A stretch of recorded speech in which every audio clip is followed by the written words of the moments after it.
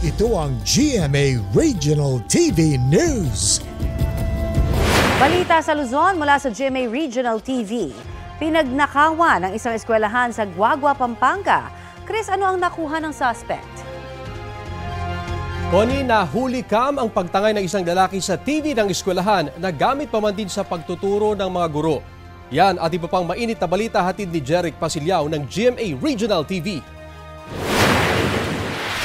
Nahuli kam ang lalaking yan na umaaligid sa isang pampublikong eskwelahan sa Guagua, Pampanga. Sa CCTV footage, makikita siyang bumaba sa pader ng eskwelahan na may daladalang malaking kahon. Laman pala nito ang tinangay niyang TV na ginagamit ng mga guro sa pagtuturo.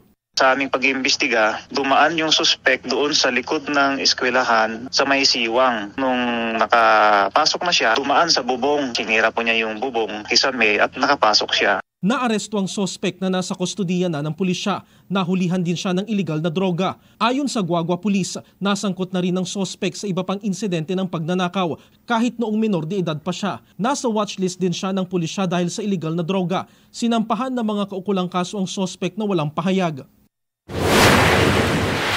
Patay sa pamamaril ang isang babae sa San Juan, Batangas. Sugatan naman ang kinakasama niya. Ayon sa pulisya, persahang pinasok ng 4 na lalaki ang bahay ng mga biktima para pagbabarilin. Ang 2 biktima sangkot sa kaso ng pagpatay at pagsunog sa isang person with disability nitong Disyembre.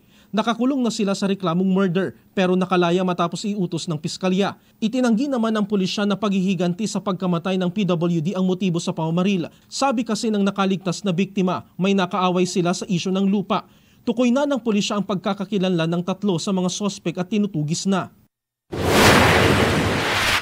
Sa San Nicolas, Ilocos Norte, dead on arrival sa ospital ang isang lalaking 25 anyos matapos pagbabarilin ng sariling ama. Ayon sa pulisya, nagtatalo ang sospek at kanyang misis nang umawat ang biktima. Doon na siya nabaril ng ama na nakainom noon. Nadakip ang sospek sa hot pursuit operation pero hindi na nabawi ang ginamit niyang baril. Nahaharap sa reklamong parricide ang sospek na tumangging magbigay ng pahayag. Jeric Pasilyao ng GMA Regional TV nagbabalita para sa GMA Integrated News.